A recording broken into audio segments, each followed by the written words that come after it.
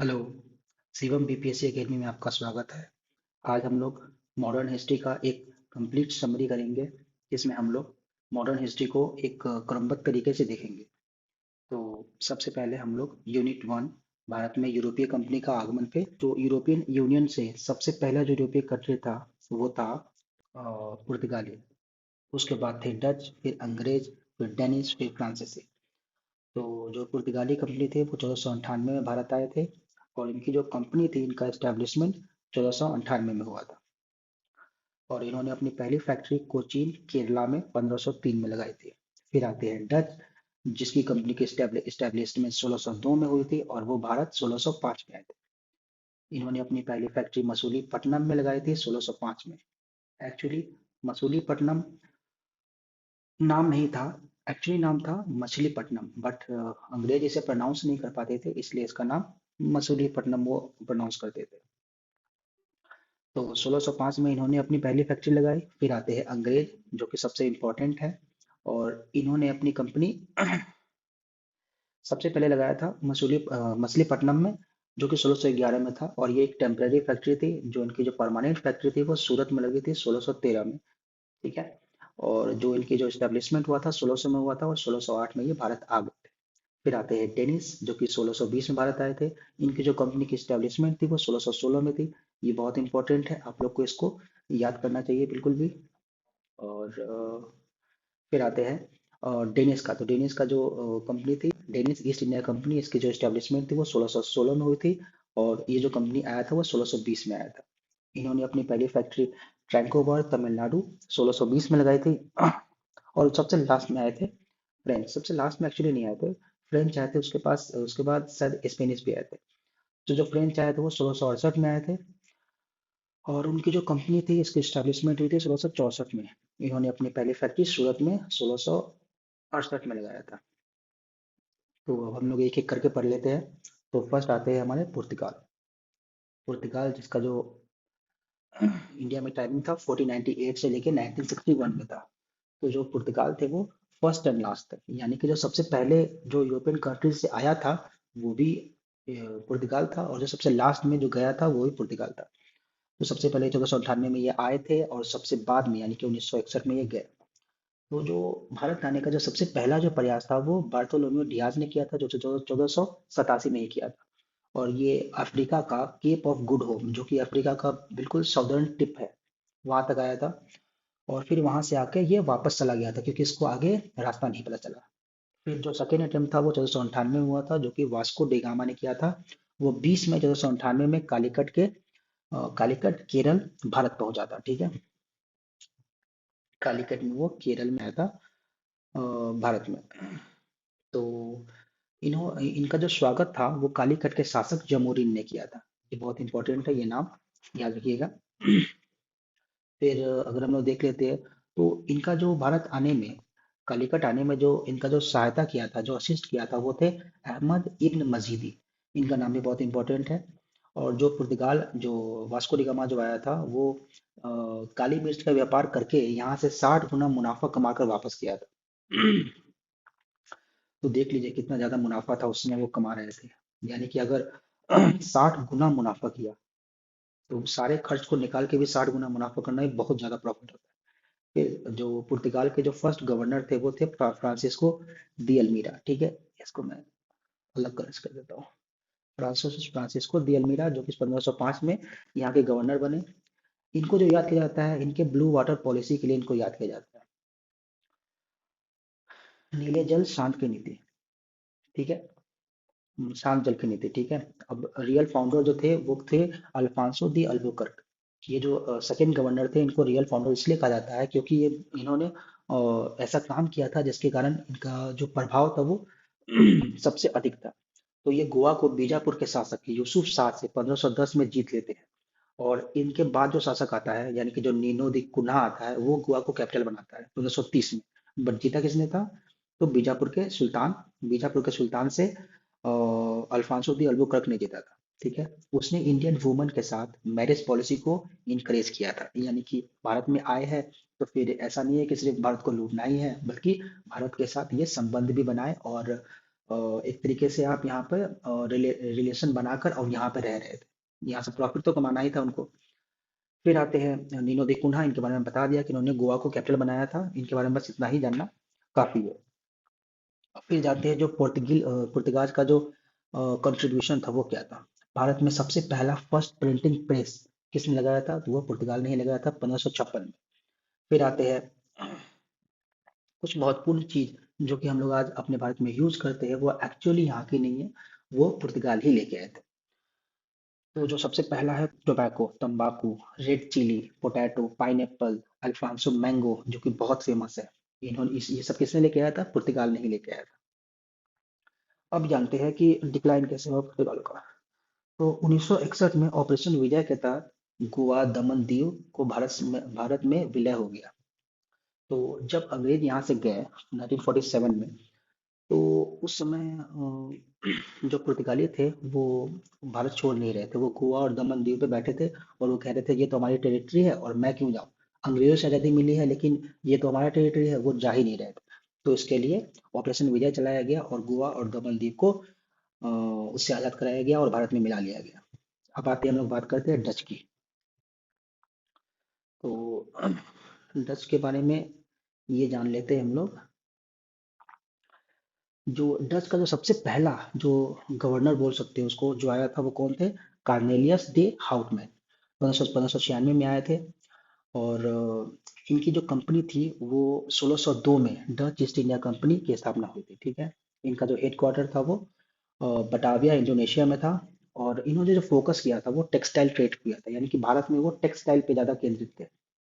और डच के बारे में ये कहा जाता है कि डच जो था वो सबसे पहला जॉइंट वेंचर था, यानी कि बहुत सारे ग्रुप मिलके या फिर बहुत सारे कंपनीज मिलके अपना फंड इकट्ठा करके एक कंपनी बनाया गया था जो कि डच ईस्ट इंडिया कंपनी थी।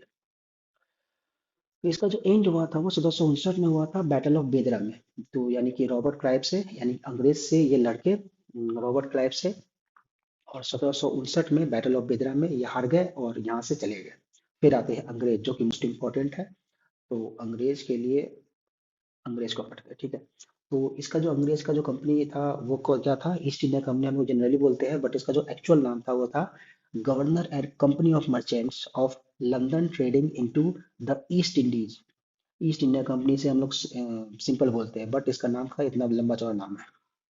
ये नाम आप लिख लो, ऐसा तो ये आता नहीं है, बट ऐसे एक जनरल नॉलेज के लिए ये नाम लिख लेना। इसकी जो स्थापना हुई थी वो 1600 में हुई थी। और क्वीन एलिजाबेथ ने 15 वर्षों के लिए व्यापारिक एकाधिकार इनको दिया था, ठीक है।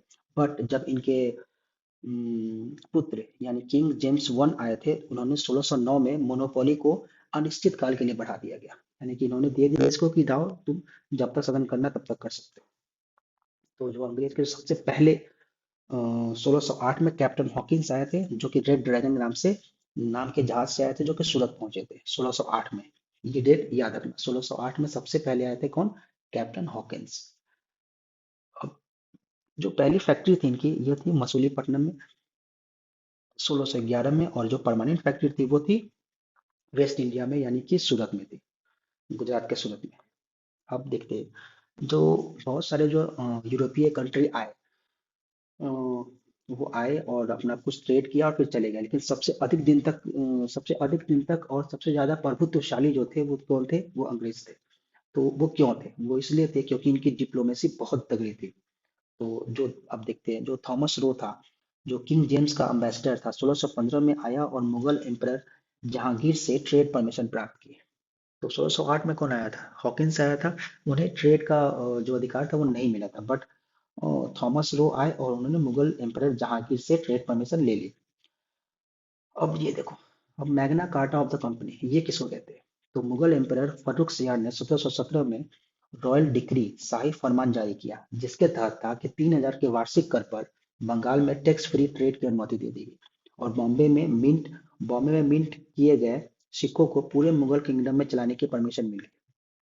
अब देखो ये कितना बड़ा ऐतिहासिक कदम था, जिसके द्वारा जो फर्रुख सियार था वो अंग्रेजों को ये परमिशन दे देता है कि आप ट्रेड फ्री, टैक्स फ्री, यानी कि आप बिना टैक्स के ही व्यापार कर सकते हैं, लेकिन बदले में आप सालाना 3000 रुपए जमा कर दे। और बंगाल में जो कि सबसे फर्टाइल इलाका था, सबसे फर्टाइल इलाका था, और वहां पर से सबसे ज्यादा अंग्रेज को फायदा होता था। और वहीं पर उन्होंने क्या कर दिया कि आप बिना टैक्स दिए हुए आप ट्रेड कर सकते हैं। और एक एक और चीज कर दी कि बॉम्बे में जो मिंट किए गए सिक्के थे, यानी कि जो बॉम्बे में जो सिक्के बन रहे थे उसको जो अंग्रेज बना रहे थे उसको पूरे बंगाल में, पूरे मुगल किंगडम में ही परमिशन मिल गई कि आप इस सिक्के से पूरे मुगल किंगडम में आप ट्रेड कर सकते हैं, और वही चलेगा, वही सब जगह मान्य हो जाएगा। तो ये बहुत बड़ा कदम था। अब आते हैं हम लोग फ्रांसीसी के बारे में। तो फ्रांसीसी के बारे में पढ़ने से पहले ये जान लेते हैं कि ये इनका कार्यकाल कब तक था, यानी कि ये कब से कब तक इंडिया में रहे थे। तो 1668 में ये इंडिया में आए थे और 1954 में ये इंडिया से चले गए। कंपनी कंपनी का जो नाम था वो था फ्रेंच ईस्ट इंडिया कंपनी, जो कि 1664 में बनी थी। 1664 में ये आए थे। यह पूर्णतः एक सरकारी कंपनी थी, ठीक है। Founded by finance minister Colbert. अब देखो, जो फ्रेंच कंपनी थी ये इसकी गवर्नमेंट कंपनी थी। इसको फाउंड किसने किया था? कोलबर्ट ने किया था, और किंग लुइस के प्रयास से किया था। जो फर्स्ट फैक्ट्री थी इन्होंने सूरत में लगाई थी 1668 में। और इन्होंने ही फाउंडेशन की थी, किसकी? पौंडीचेरी की, 1674 में। अब जो थे इसका जो कॉन्फ्लिक्ट का कारण था, डिक्लाइन का कारण था क्या? कॉन्फ्लिक्ट, जो ये जो कंपनी थी वो डूब क्यों गई, या फिर भारत से इसको जाना क्यों पड़ा? तो इसका कारण था कि 1742 में Joseph Francisco duplex French governor ने एम्पायर एक्सपेंशन की नीति अपनाई थी कि भाई मुझे अपना एम्पायर। देखो, अंग्रेज का जो सबसे बड़ा जो कॉम्पिटिटर था वो फ्रेंच ही था। इसने अंग्रेजों से तीन कर्नाटिक वॉर लड़े, जिसके परिणाम स्वरूप फ्रेंच पावर का पतन हो गया। अंग्रेज से लड़े, इसमें 7 ईयर वॉर भी था। से लड़ने के बाद ये हार गए और चले गए। अब आते हैं हम लोग यूनिट 2। यूनिट 2 आते हैं। ये है भारत में ब्रिटिश साम्राज्य का विस्तार। क्योंकि ऐसे तो बहुत सारी कंपनी थी, जैसे पुर्तगाल भी था जो कि सबसे पहले आए और 1961 में गए थे सबसे लास्ट में। बट इन्होंने इतना भारत को इतना प्रभावित नहीं किया था। बट जो सबसे ज्यादा प्रभावित किया, सबसे ज्यादा भारत को लूटा या फिर क्षति पहुंचाई, वो कौन थे? तो वो थे अंग्रेज। इसलिए हम लोग इसके बारे में पढ़ेंगे। बंगाल में ब्रिटिश शासन की स्थापना। तो बंगाल में जो ब्रिटिश शासन की स्थापना थी वो कैसे हुई थी? The importance of Bengal. Bengal, अब देखो बंगाल सबसे ज्यादा इम्पोर्टेंस क्यों था, अब इसके बारे में ये जानो। तो ये क्या था? Extremely precious province. ये क्या था? सबसे ज्यादा बहुमूल्य था। क्यों? क्योंकि यहाँ पे सबसे ज्यादा फर्टाइल इलाका था, क्योंकि गंगा और जमुना का ये सिंचाई वाले क्षेत्र में आता है। इसके वजह से यहाँ की मिट्टी बहुत उपजाऊ है। तो अब देखो बंगाल का, मुर्शिद कुली खान 1717 से 1727 तक मुगल एम्परर फर्रुख सियार द्वारा नियुक्त किया गया था। लास्ट सूबेदार था। कैपिटल को ढाका से मुर्शिदाबाद चेंज कर दिया था। फिर उसके बाद आता है अलीवर्दी खान, जो कि 1740 से लेकर 56 तक।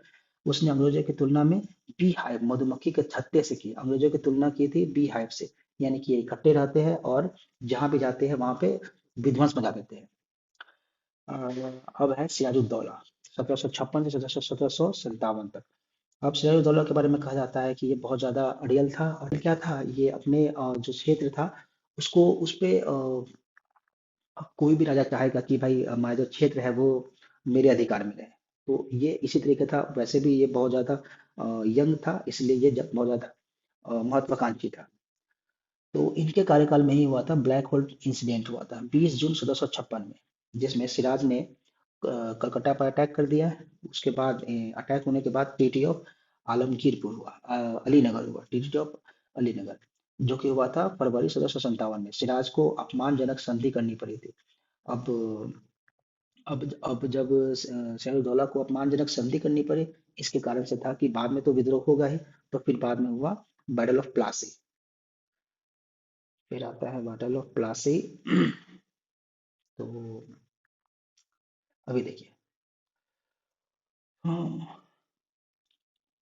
बैटल ऑफ प्लासी आता है जो कि 23 जून 1757 में होता है। क्लाइव्स कंस्पिरेसी, इसमें क्या था? क्लाइव ने अपना एक षड्यंत्र रच दिया था। रॉबर्ट क्लाइव ने मीर जाफर, जगत सेठ और राय दुर्लभ को अपने पक्ष में कर लिया था। हालांकि ये जो लड़ाई हुई थी, ये एक्चुअली लड़ाई थी ही नहीं। इसमें क्या था, जो सिराजुद्दौला का जो मेन सेनापति था, जो कि मीर जाफर था, जगत सेठ और राय दुर्लभ को भी रॉबर्ट क्लाइव ने अपने मिला लिया था। और रिजल्ट क्या हुआ? रॉबर्ट क्लाइव जीत गया, मीर जाफर पपेट मीर जाफर को पपेट नवाब बनाया गया। और the this make the beginning of British dominance of India. और यहीं से माना जाता है कि अंग्रेजों ने भारत पे अपना कब्जा कर लिया था, क्योंकि एक्चुअली में क्या हुआ था कि बंगाल जो सबसे फर्टाइल इलाका था, जो सबसे प्रीशियस प्रोविंस था, उस पे क्या था, इंग्लैंड का एक पपेट नवाब बैठ गया था। British dominance in India, Clive को कमांडर ऑफ हेवंस हेवंस कहा जाता है। ये भी जान लो, ये इंपॉर्टेंट फैक्ट है कि रॉबर्ट क्लाइव को कमांडर ऑफ हेवंस कहा जाता है। ठीक है, उसके बाद आता है जो होता है बैटल ऑफ बक्सर, जो कि 22 अक्टूबर 1764 में। अब इसमें क्या था, इसमें जो थे, जो एक तरफ था अंग्रेज था और दूसरी तरफ था यूनाइटेड फोर्स, जो कि कौन था, सिराजुद्दौला था जो कि अवध का नवाब था, फिर था मीर कासिम जो कि बंगाल का था, शाह आलम द्वितीय था जो कि मुगल एम्पायर था। तीनों तीनों मिलकर लड़ते हैं ब्रिटिश से, और फिर तीनों ही हार जाते हैं। तो ये कह सकते हैं कि अब ये एक वॉर हुआ था जिसमें तीनों शक्ति के साथ लड़े थे, लेकिन हार गया था और अंग्रेज जीत गया। सिग्निफिकेंस क्या था, इट वॉज द वास्तविक, सॉरी, सिग्निफिकेंस क्या था, ये एक्चुअली में वास्तविक और सैन्य विजय थी। और उसके बाद होता है ट्रीटी ऑफ इलाहाबाद 1765 में। तो फर्स्ट ट्रीटी होती है 12 अगस्त को, होती है मुगल एम्परर शाह आलम द्वितीय से प्लस रॉबर्ट क्लाइव से ब्रिटिश गॉट द दीवानी, यानी कि रेवेन्यू राइट, यानी कि यानी कि ब्रिटिश को ये मिल गया कि आप बंगाल का रेवेन्यू कलेक्ट कर सकते हैं। ठीक है, और बंगाल का ही नहीं, बंगाल, बिहार और उड़ीसा का भी। और शाह आलम द्वितीय बिकम द फर्स्ट प्रिजनर, और सबसे पहला जो प्रिजनर बना था वो कौन थे, शाह आलम द्वितीय थे। अब जो सेकेंड ट्रीटी होती है वो की होती है अगस्त 16 में, जो कि अवध के नवाब सिराजुद्दौला से होती है। रॉबर्ट क्लाइव करता है, और अवध के खर्च पे ब्रिटिश आर्मी रहेगी, यानी कि अवध में एक ब्रिटिश अपना एक आर्मी बैठा देता है, और वहां कहता है कि जो आर्मी का जो खर्च होगा वो कौन बियर करेगा, तो वो बियर करेगा अवध, अवध का जो सरकार रहेगा वो बियर करेगा। ठीक है, अब आते हैं, हम लोग ये जानते हैं द्वैत शासन, बहुत सुना होगा हम लोगों को नाम, द्वैत शासन। अब आते हैं कि बंगाल में डायरकी कैसे आती है। तो बंगाल में जो शासन था वो द्वैत शासन कर दिया गया, यानी कि एक तो हो गया दीवानी और एक हो गया निजामत। तो दीवानी जो था वो था कंपनी के पास था, और वो क्या था, फाइनेंस का, यानी कि आप टैक्स कलेक्ट कर सकते हो, सारे पैसे वाले काम करेगा तो वो कंपनी करेगी। और निजामत क्या था, यानी कि एडमिनिस्ट्रेशन, यानी कि संभाल कौन करेगा, देखभाल कौन करेगा, तो वो करेगा नवाब करेंगे।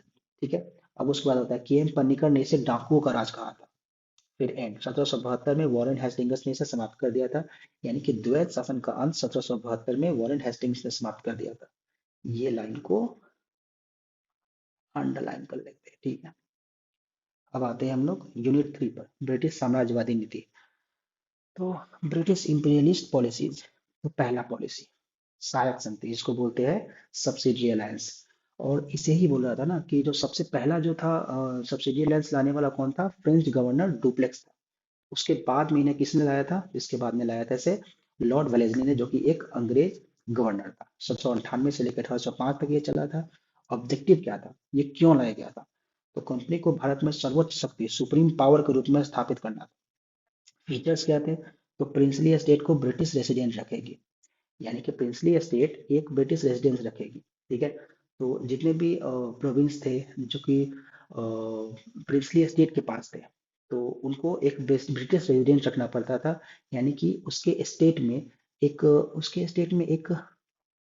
ब्रिटिश आर्मी रहेगी, जिसका खर्च कौन बियर करेगा, तो उसका खर्च जो प्रिंसली एस्टेट रहेगा वहाँ का जो शासक रहेगा वो बियर करेगा। उसके बाद क्या है, उसके बाद है एस्टेट कंपनी की अनुमति के बिना अन्य स्टेट से वॉर या फिर ट्रीटी नहीं कर सकती। अब देख लो, अब ये सारा जो शक्ति हो जाएगा वो ब्रिटिश के पास चला गया।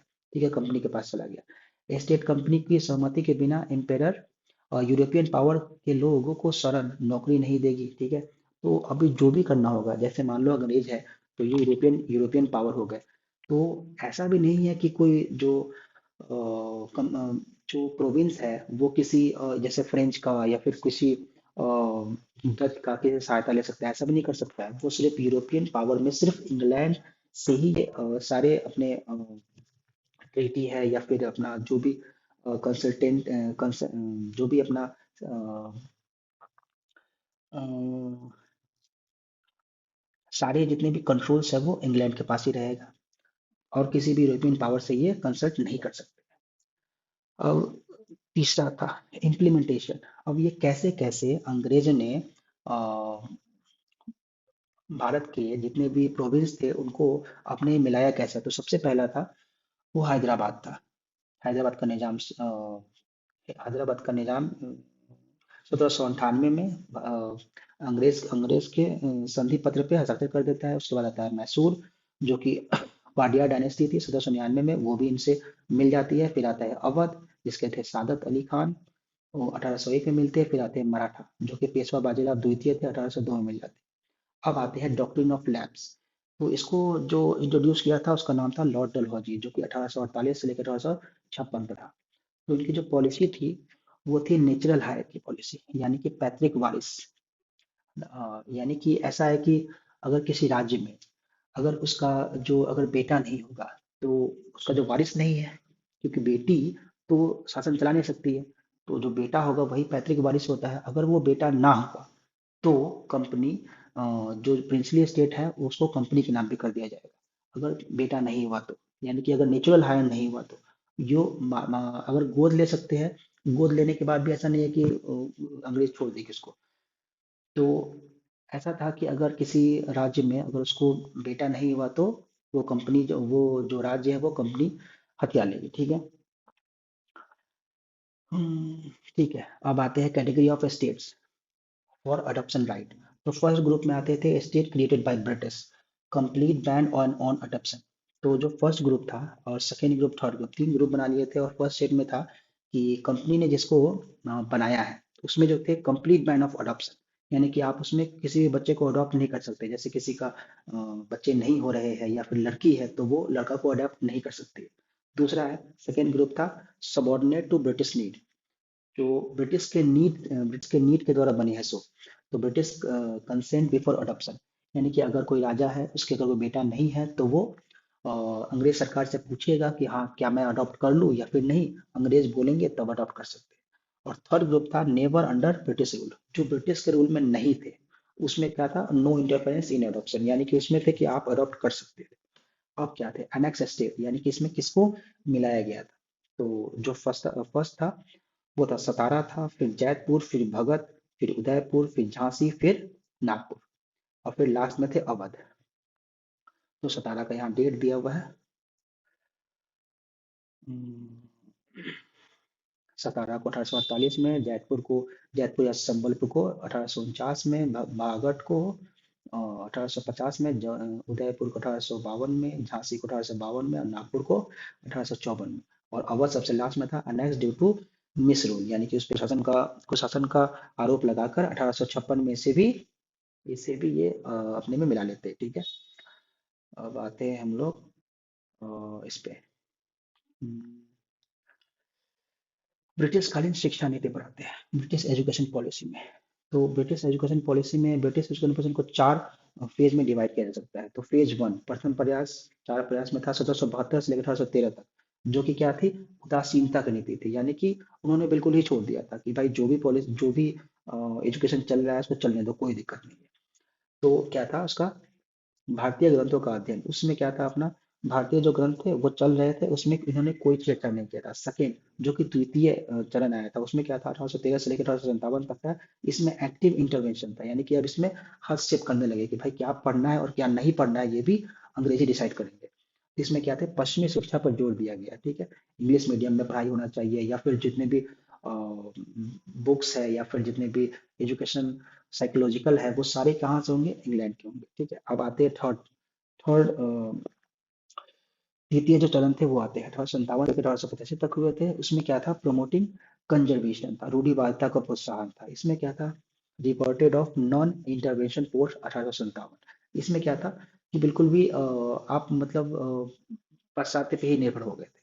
जो सबसे लास्ट आया था 1885 में वो लिमिटेड रिफॉर्म।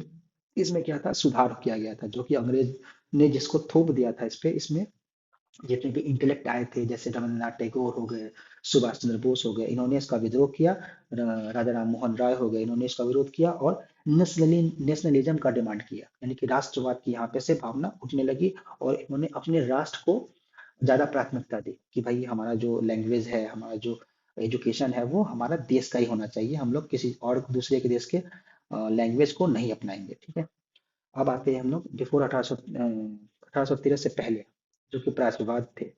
कलकत्ता मद्रास में 1781 में establishment by Warren Hastings, focus on Persian, Arabian, Muslim law. Asiatic Society of Bengal 1784 में इसकी स्थापना की गई थी, जिसको किया था सर विलियम जोन्स ने। इसका सबसे इंपॉर्टेंट है ये याद कर लेना, ये क्वेश्चन डायरेक्ट पूछा जाता है। एशियाटिक सोसाइटी ऑफ बंगाल की स्थापना किसने की थी? तो इसका स्थापना किया था सर विलियम जोन्स ने। सर विलियम जोन्स ने। फिर क्या, बनारस संस्कृत कॉलेज की स्थापना किसने की थी 1791 में? 1791 में क्या था? जोनाथन डंकन ने। ये भी बहुत इंपॉर्टेंट है, ये याद कर लेना। अब क्या था? अब चार्टर एक्ट 1813 में, अब इसमें क्या था? ये सबसे पहला था जो कि 1 लाख का बजट एजुकेशन के लिए रखा गया था। सबसे पहला 1813 में ये पहला एक्ट आया था, या फिर अंग्रेज के शासन काल में ये ऐसा समय था जब एजुकेशन की बात की गई थी और एजुकेशन पे 1 लाख रुपए खर्च किया गया था। फिर आते हैं एंग्लो ओरिएंटल डिस्प्यूट। इसमें क्या था? यह कंट्रोवर्सी थी कि एजुकेशन मॉडर्न इंग्लिश में हो या फिर ट्रेडिशनल इंग्लिश लैंग्वेज में हो, या फिर ये तो मॉडर्न इंग्लिश में होना चाहिए, या फिर क्या हो, traditional Hindi, sorry, Indian language में होना चाहिए। तो ये एक 1800 एंग्लो ओरिएंटल डिस्प्यूट था कि हमारा जो एजुकेशन होगा वो किस मीडियम में होगा, हिंदी मीडियम में होगा या फिर इंग्लिश मीडियम में होगा। इंडियन लैंग्वेज में बोले तो हिंदी था और संस्कृत था, उस समय ये था। और साउथ में जो हमारा जो मलयालम लैंग्वेज था वो चल ही रहा था। फिर क्या था? मैकॉले मिनट सबसे पहला आता है, 1835 में आता है। ये भी इंपॉर्टेंट है। मैकॉले मिनट, मैकॉले मिनट था, 1835 में आता है। इसको, ये बहुत इंपॉर्टेंट है। इसमें क्या था? मीडियम इंग्लिश को मीडियम ऑफ इंस्ट्रक्शन बनाया गया था, यानी कि आप जो पढ़ाएंगे वो रहेगा इंग्लिश में, बाकी आप जो इंडियन लैंग्वेज है उसको भी पढ़ा सकते हैं, but instruction, medium of instruction क्या रहेगा? इंग्लिश रहेगा। ऑब्जेक्टिव, ऐसे इंडियन बनाना जो ब्लड एंड कलर से इंडियन हो लेकिन टेस्ट, मॉरल और इंटेलेक्ट से ब्रिटिश हो। यानी कि देखो, जब अंग्रेज यहाँ आए थे तो उन्हें अधिकतर कलर की या फिर नीचे पोस्ट पे काम करने वाले की जरूरत थी। और नीचे पोस्ट वाले पे काम करने वाले को आप किस तरह से समझा सकते हो अगर वो आपका लैंग्वेज जानेंगे तभी। इसी कारण से इन्होंने English medium, medium of instruction क्या रख दिया था? इंग्लिश मीडियम रख दिया था, ताकि जो यहाँ के कितने भी लोअर पोस्ट पे जो वर्कर्स हो उन्हें इंग्लिश आता हो, या फिर जितने भी अधिक से अधिक वर्कर हो वो बनकर आए और उन्हें इंग्लिश आता हो। फिर क्या आता है? फिर आता है डाउनवर्ड फिल्ट्रेशन थ्योरी, अधोमुखी निस्पंदन सिद्धांत। Indian education Indian high class को दी जाएगी और वह नीचे आम जनता तक फिल्टर होगी। फिर क्या था? इसका था लॉर्ड ऑकलैंड ने इसे इम्प्लीमेंट किया था, डाउनवर्ड फिल्ट्रेशन थ्योरी। ठीक है। अब आते हैं हम लोग वुड्स डिस्पैच में। अब आते हैं हम लोग वुड्स डिस्पैच पे, 1854 में हुआ था। इसे Magna carta of Indian education कहा जाता है।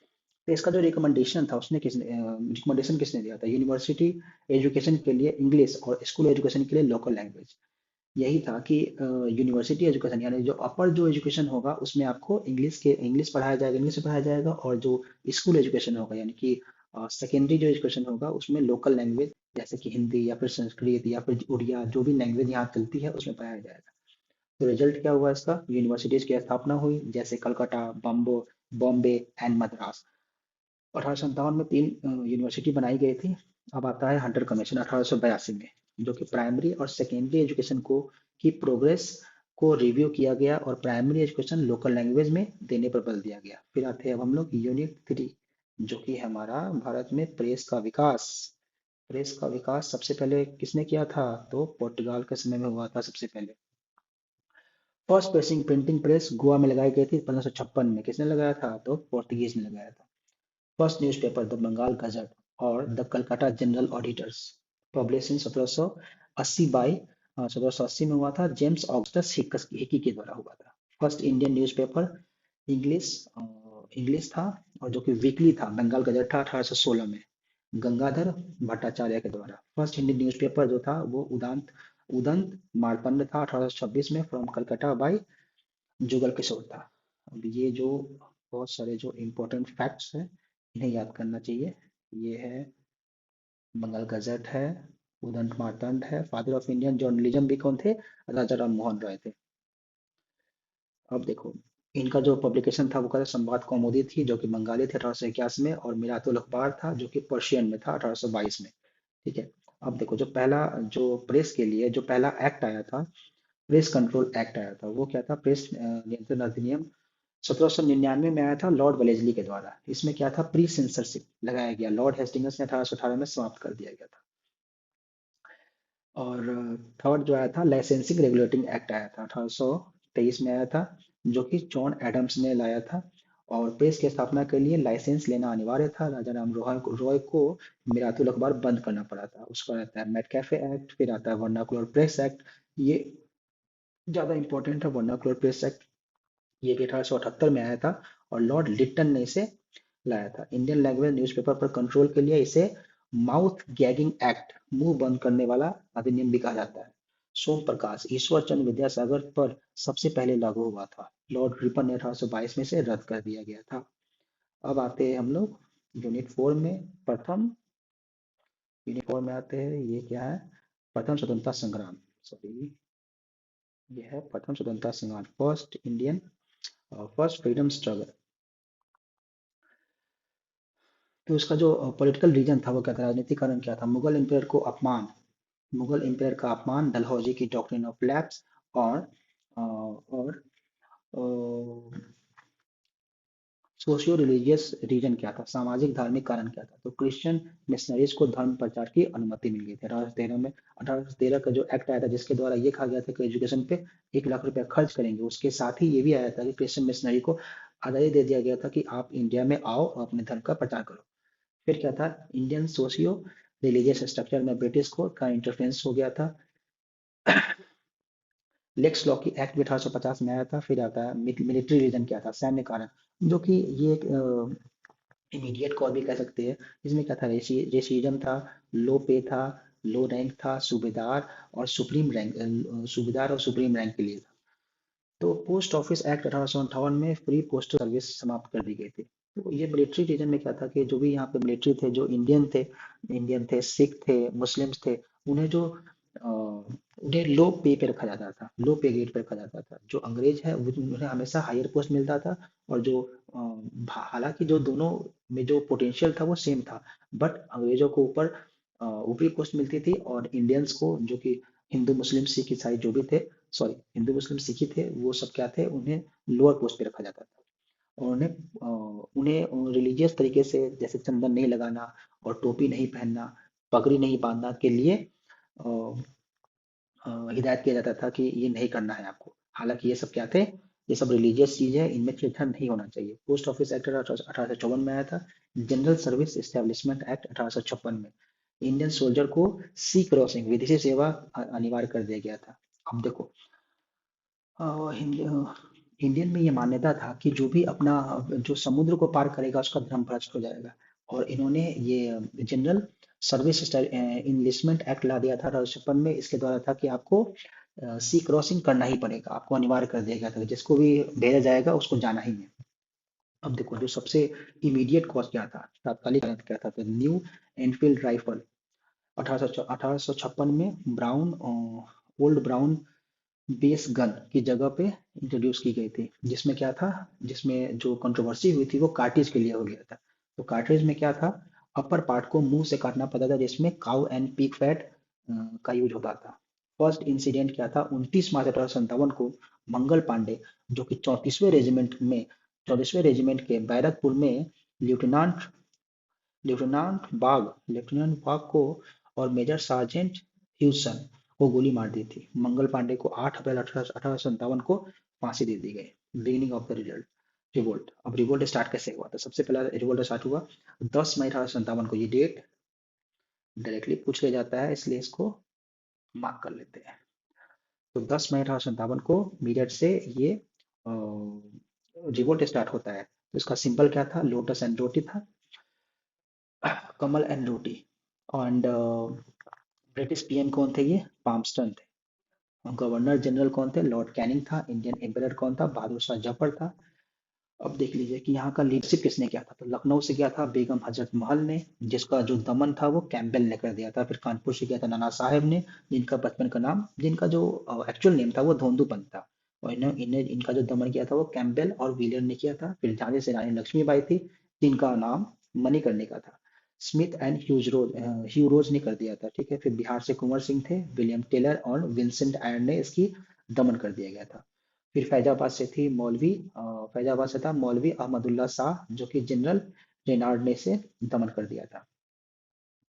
Government of India act 1858, British crown ने एडमिनिस्ट्रेशन संभाल लिया। अब जब ये विद्रोह हुआ, तब अंग्रेजों के पास ये बात चली कि भाई जो ब्रिटिश कंपनी है इसके द्वारा ब्रिटिश कंपनी से इंडिया का शासन नहीं चल रहा है, इसलिए गवर्नमेंट ऑफ इंडिया एक्ट 1858 लाया गया, जिसके द्वारा जो एडमिनिस्ट्रेशन था वो ब्रिटिश क्राउन ने अपने पास ले लिया। तो न्यू पोस्ट गवर्नर जनरल को वायसराय कहा गया। Lord Canning become the first viceroy. तो सबसे पहला जो वायसराय थे वो लॉर्ड कैनिंग बने थे।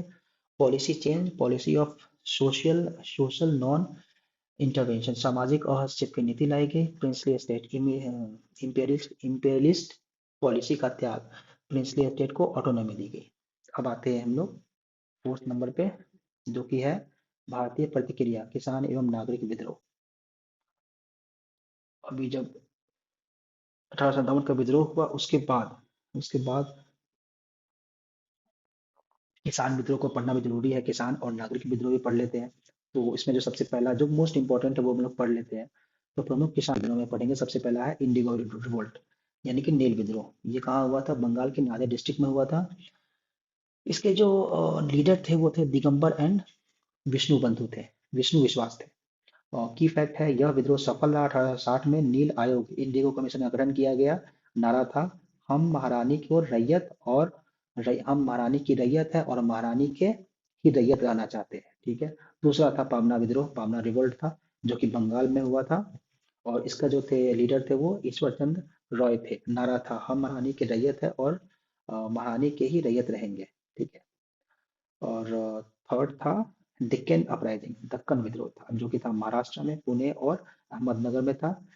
इसका जो महादेव गोविंद आनंद था, इसका जो लीडर है इसका नाम नहीं दिया गया है, बट जो इसको जो समर्थन किया था महादेव गोविंद रानाडे ने किया था।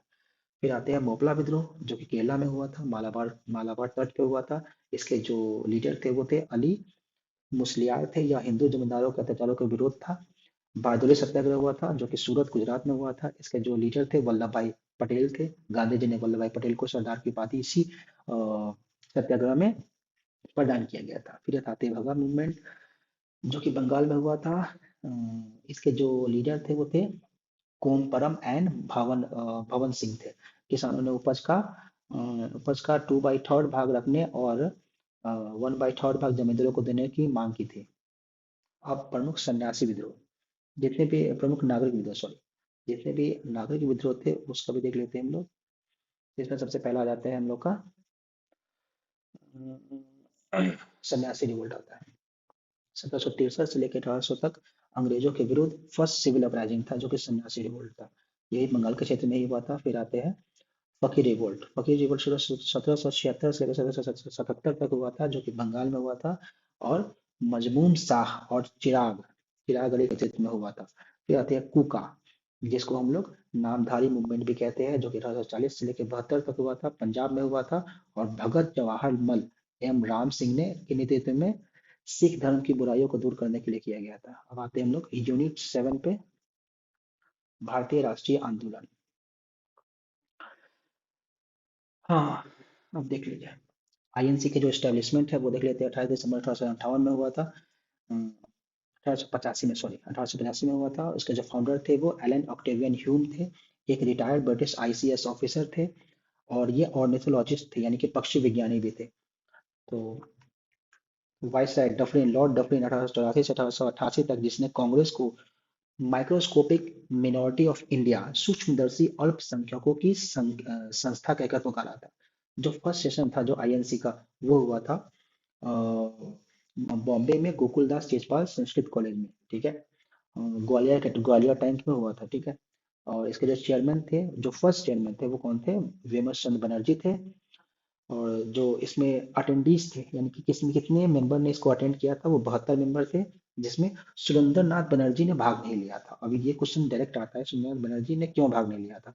क्योंकि ये उस समय इनकी अपनी एक संस्था थी, ये उसमें चले गए थे, इसलिए भाग नहीं लिया था। एक्चुअली ये थे वहीं पर, बट ये भाग नहीं लिए थे क्योंकि इनकी जो अपनी संस्था थी, आगे पढ़ेंगे उसके बारे में, उसमें चले गए थे, इसलिए भाग नहीं लिए थे। अब आते हैं, दादा भाई नौरोजी की सलाह पर इंडियन नेशनल कांग्रेस का नाम रखा गया था। पहले इसका नाम क्या था? इंडियन नेशनल यूनियन था, बट दादा भाई नौरोजी की सलाह पे इसका नाम रख दिया गया था इंडियन नेशनल कांग्रेस। अब आते हैं इनिशियल फेज में आते हैं, तो ऐसे थे मॉडरेट मॉडरेट फेज, यानी कि 1885 से लेकर 1905 तक ये मॉडरेट फेज था। इसमें जो लीडर थे वो दादा भाई नौरोजी थे, सुरेंद्रनाथ बनर्जी थे। और अब आते हैं हम लोग मिलिटेंट फेज पे, यानी कि उग्रवादी पे। 1905 से लेकर 1913 तक था, जिसमें लीडर थे बाल गंगाधर तिलक, लाला लाजपत राय और बिपिन चंद्र पाल। इसको लाल बाल पाल कहते हैं, ठीक है। कांग्रेस के प्रमुख अधिवेशन जो थे वो हम लोग याद कर लेते हैं। तो सबसे पहला जो था 1885 का, तो देख ही लिया ना, 85 और 86 का जानते हैं। फिर हम लोग आते हैं 87 का, जो कि मद्रास में हुआ था, जो कि बदरुद्दीन तैयब जी ने किया था, और ये फर्स्ट मुस्लिम प्रेसिडेंट थे।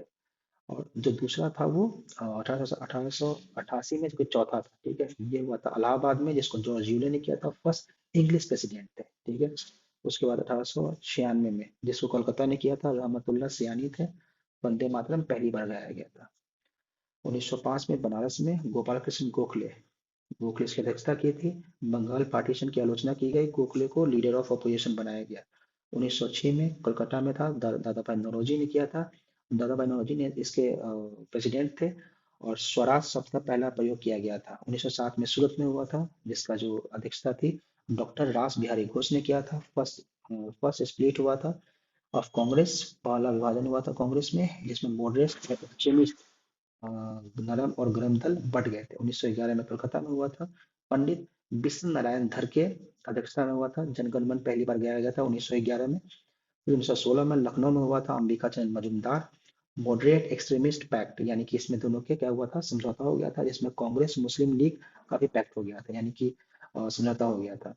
मॉडरेट और एक्सट्रीमिस्ट भी यहाँ मिल गए थे, और कांग्रेस और मुस्लिम दोनों मिल गए थे। 1917 में फिर इन्हीं बेसेंट अध्यक्षता करती है, और ये अध्यक्षता करने वाली पहली वुमेन प्रेसिडेंट बन जाती है। पहली वुमेन प्रेसिडेंट कौन थी? एनी बेसेंट थी। और 1925 में आती है सरोजिनी नायडू, जो कि पहली भारतीय वुमन रहती है, ठीक है, भारतीय वुमन प्रेसिडेंट रहती है। तो फर्स्ट वुमन प्रेसिडेंट और फर्स्ट फॉरेन वुमन प्रेसिडेंट कौन थी? एनी बेसेंट थी, जो कि 1917 में कोलकाता में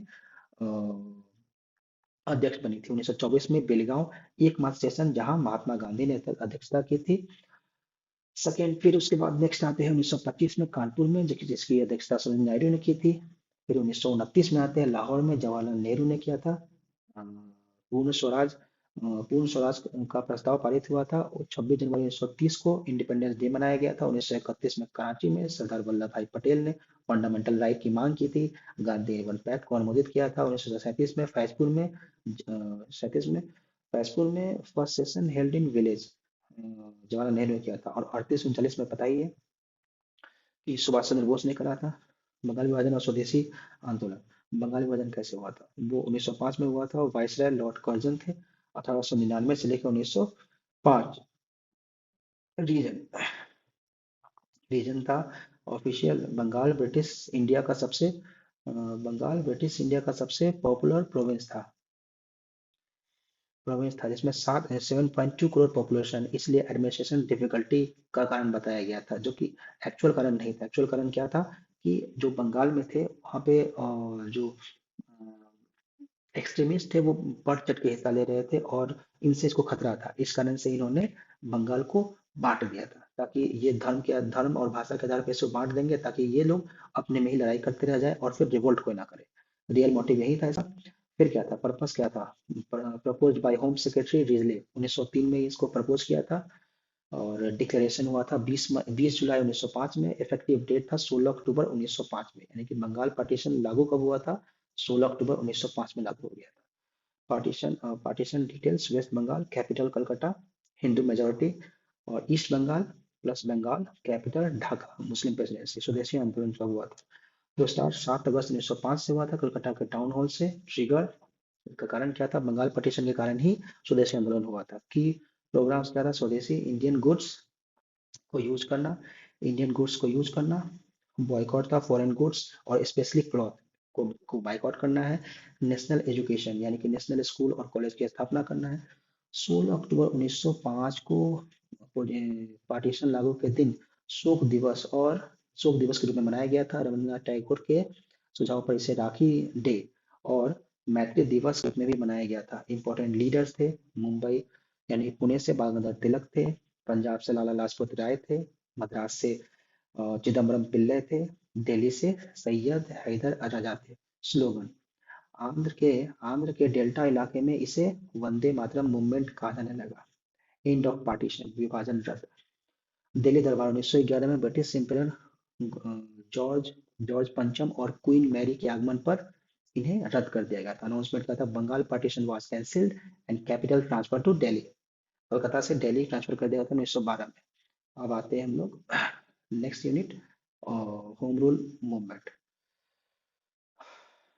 मीनिंग, किस देश या किसी देश के क्षेत्र के लिए सेल्फ गवर्नेंस को अधिकार प्राप्त करना, विशेष अधीनता की स्थिति में सेल्फ गवर्नेंस इसे कहते हैं, यानी होम रूल कहते हैं। Inspired by Irish home rule league. Objective था ब्रिटिश रूल के तहत सेल्फ गवर्नेंस प्राप्त करना टू सेपरेटली।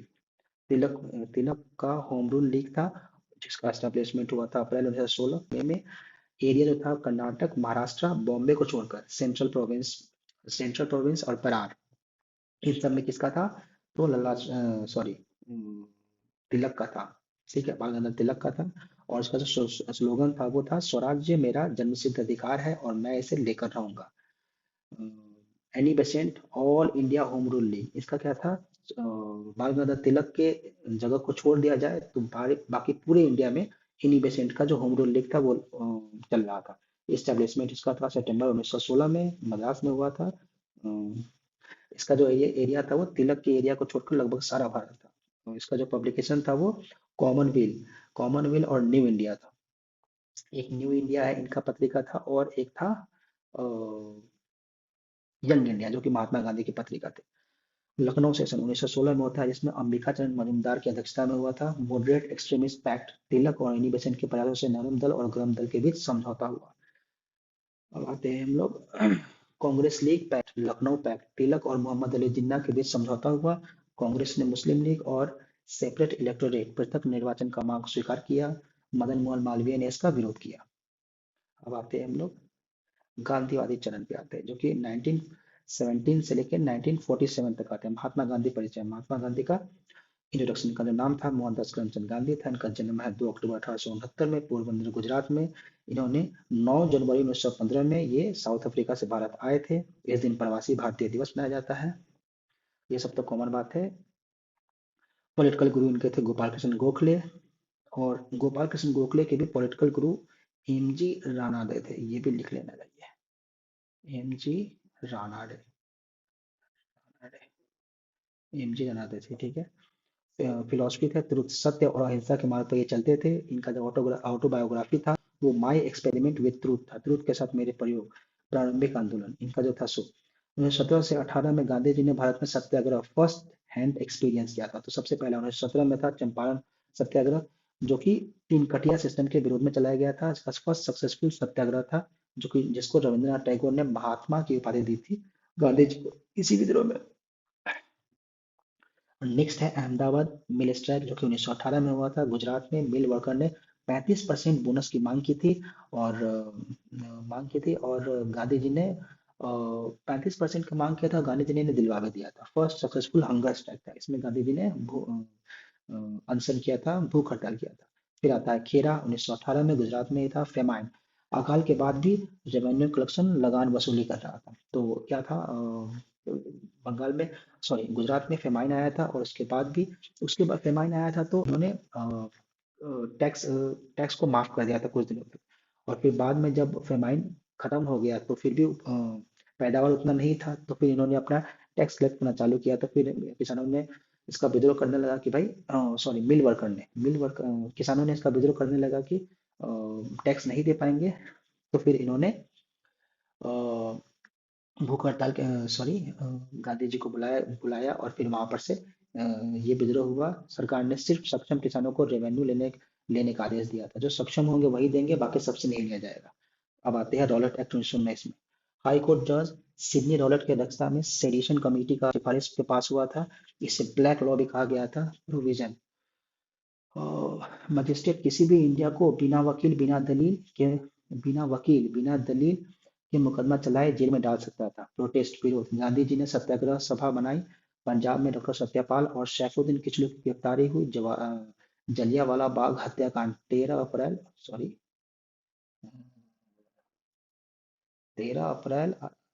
1919 को जलियांवाला बाग हत्याकांड होता है, जो कि अमृतसर पंजाब में हुआ था। इंसिडेंट, बैसाखी के दिन सभा हो रही थी। Military commander रेगिनल्ड Edward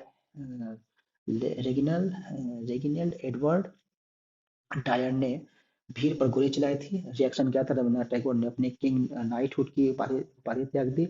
Hunter commission, British government और मदन मोहन मालवीय कमेटी ने जांच की। खिलाफत और असहयोग आंदोलन, खिलाफत और नॉन कॉपरेशन मूवमेंट।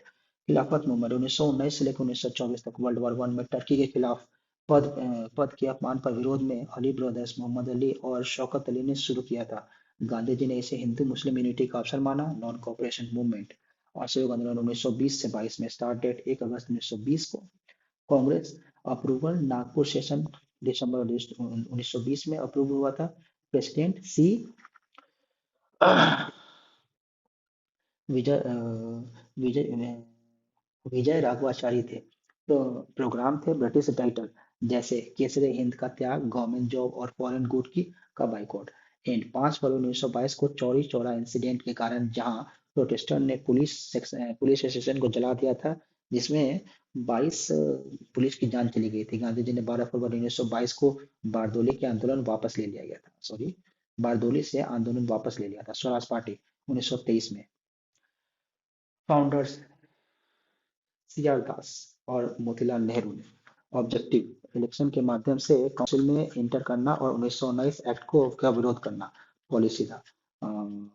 तो इनका जो मानना था कि वो इलेक्शन के माध्यम से काउंसिल में जाएंगे और ये सरकार में बैठकर फिर उनका विरोध करेंगे। लेकिन फिर गांधी जी का जो आईएनसी था, इंडियन नेशनल कांग्रेस था, वो उनका कहना था कि भाई इसमें नहीं जाएंगे, हम सरकार का विरोध करेंगे। और सीआर दास प्लस मोतीलाल नेहरू का कहना था कि हम ब्रिटिश शासन में जाकर उनका विरोध करेंगे। इस कारण से दोनों में अ, बात नहीं बनी और इन्होंने अपना नया स्वराज पार्टी का गठन किया था। फिर आता है साइमन कमीशन, जो कि 1927 में भारत आया था। अपॉइंटमेंट 1927 में ब्रिटिश सॉरी 27 में इनका अपॉइंटमेंट हुआ था, 28 में ये भारत आया था। अपॉइंटमेंट 1927 में British prime minister Stanley Baldwin के समय हुआ था। चेयरमैन थे जॉन साइमन। मेंबर्स में 7 सदस्य थे, सभी ब्रिटिश थे। इसी कारण इसे व्हाइट कमीशन, श्वेत कमीशन भी कहा गया। प्रोटेस्ट, विरोध। कमीशन 3 फरवरी 1928 को भारत बॉम्बे पहुंचा। पूरे देश में इसका विरोध हुआ। स्लोगन, साइमन गो बैक, किनारे लगे। लाला लाजपत राय लाला लाजपत राय का जो की मृत्यु हो गई थी लाहौर में प्रोटेस्ट के दौरान। लाठीचार्ज में लाला लाजपत राय घायल हो गए और 17 नवंबर 1928 को उनकी मृत्यु हो गई। नेहरू रिपोर्ट 1928 में। साइमन कमीशन के विरोध में लॉर्ड बर्किनहेड, सेक्रेटरी ऑफ इंडिया, ने इंडियंस को एक ऐसा कॉन्स्टिट्यूशन बनाने की चुनौती दी जिससे सभी पॉलिटिकल पार्टी की सहमति प्राप्त हो। इसका चेयरमैन थे मोतीलाल नेहरू, और जो चैलेंज था वो मुस्लिम लीग के मोहम्मद अली जिन्ना ने इसे मुस्लिम हितों के विरुद्ध बताया और 14 सूत्री मांगे प्रस्तुत की। मतलब मोतीलाल नेहरू के को चैलेंज करते हुए। अब सविनय अवज्ञा आंदोलन होता है, जो कि 1930 से 34 में होता है, जिसमें लाहौर सेशन 1929 में जवाहरलाल नेहरू की अध्यक्षता में रेजोल्यूशन पास होता है कि पूर्ण स्वराज का प्रस्ताव पारित होता है, जिसमें फ्लैग होस्टिंग होता है। 31 दिसंबर 1929 को रावी नदी के तट पे ट्राइकलर फ्लैग तिरंगा झंडा फहराया जाता है। इंडिपेंडेंस डे 26 जनवरी 1930 को, और 26 जनवरी 1930 को इंडिपेंडेंस डे मनाया जाता है। गांधी जी गांधी जी 11 डिमांड 1930। गांधी जी ने वायसराय लॉर्ड इरविन के सामने अपने पत्र यंग इंडिया के माध्यम से 11 मांगे रखी थी। 31 जनवरी 1930 को इस मांगे को अस्वीकार किए जाने पर आंदोलन शुरू करने का फैसला लिया। अब आता है दांडी मार्च 12 मार्च 1930 को। गांधी जी ने साबरमती आश्रम से 78 फॉलोअर के साथ यात्रा शुरू की। एंड 6 अप्रैल 1930 को दांडी पहुंचकर साल्ट लॉ को तोड़ा और सिविल डिसोबीडियंट मूवमेंट की घोषणा की। मूवमेंट्स मूवमेंट्स प्रोग्राम सॉल्ट का उल्लंघन, टैक्स न देना, फॉरेन गुड्स और बाइकॉट। इंपॉर्टेंट पार्टिसिपेंट थे जो कि रीजनल थे, नॉर्थ वेस्ट प्रोविंस से थे खान अब्दुल गफ्फार का, जिसे फ्रंटियर गांधी या फिर सीमांत गांधी भी कहते हैं। उन्होंने खुदाई खिदमतगार रेड कुर्ती लाल कुर्ती आंदोलन चलाया था। और अब आते हैं हम लोग मणिपुर से थे जादो नांग थे।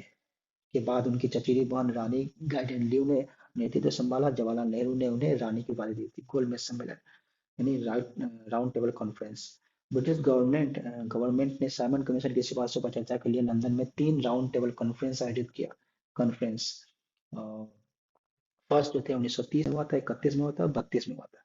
अब देखो 30 में जो था उसका उसमें कांग्रेस ने बाइकआउट कर दिया। मुस्लिम लीग, जिन्ना, आगा खां, लिबरल्स, दलित सब ने इनका बाइकआउट कर दिया, लेकिन अम्बेडकर इसमें गए थे। सेकेंड था 1931 में महात्मा गांधी, सेकेंड में महात्मा गांधी गए थे और डॉक्टर अम्बेडकर गए थे, जिन्ना भी गए थे। थर्ड में था 1932 में, जिसको बाइकआउट कर दिया गया, जिसमें सिर्फ डॉक्टर अम्बेडकर गए थे।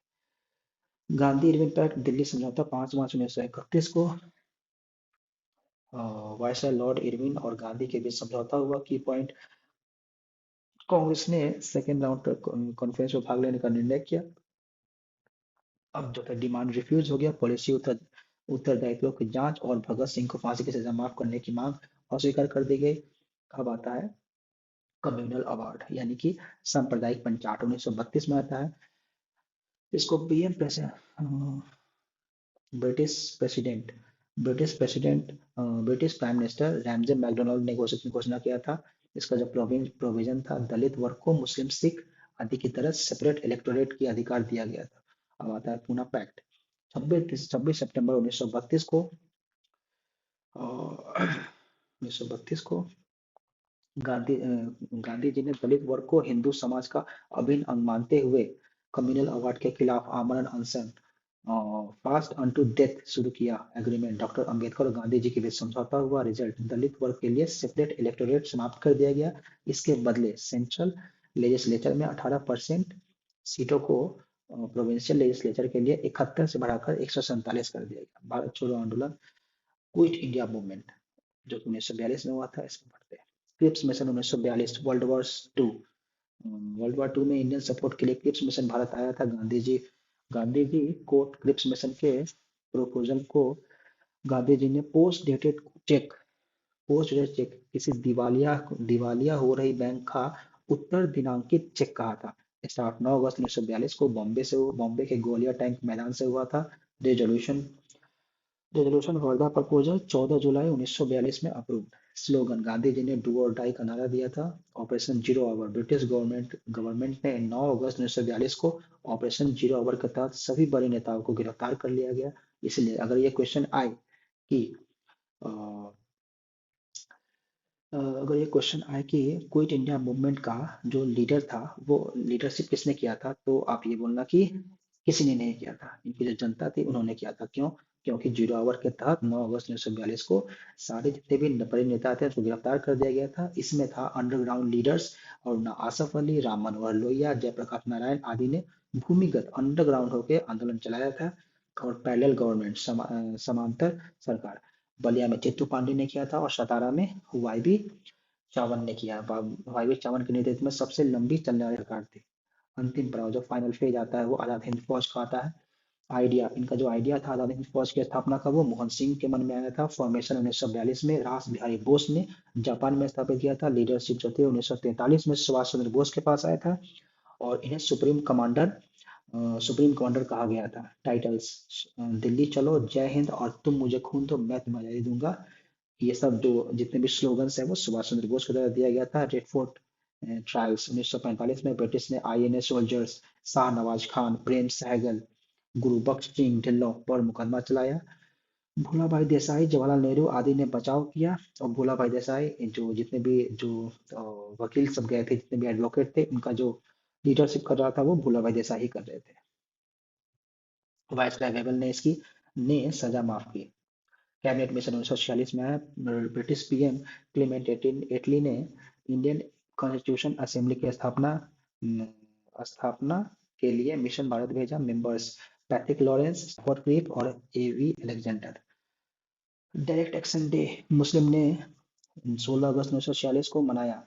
माउंटबेटन प्लान 3 जून 1947 को वायसराय लॉर्ड माउंटबेटन ने इंडियाज पार्टीशन, भारत का विभाजन और इंडिपेंडेंस की योजना अ, प्रकाशित की। Independence India achieved freedom on 15 August 1947। First governor general independent India Lord Mountbatten थे। पहले गवर्नर जनरल भारत के स्वतंत्र भारत के पहले गवर्नर जनरल लॉर्ड माउंटबेटन थे। और first and last governor general थे सी राजगोपालाचारी। उसके बाद ये पद को समाप्त कर दिया गया था। Thank you for the thank you for the lecture and अगले लेक्चर में मिलते हैं फिर।